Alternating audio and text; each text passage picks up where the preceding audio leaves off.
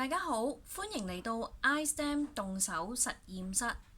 今日我哋要介紹嘅係塗鴉機械人，佢嘅結構有 tube lock 加顏色筆、一個震子同埋電池。咁喺呢一個震子呢，就會帶動到個機械人喐動啦。我哋睇一睇究竟個效果係點先。哇，行得好快喎！犀利啊！多謝大家。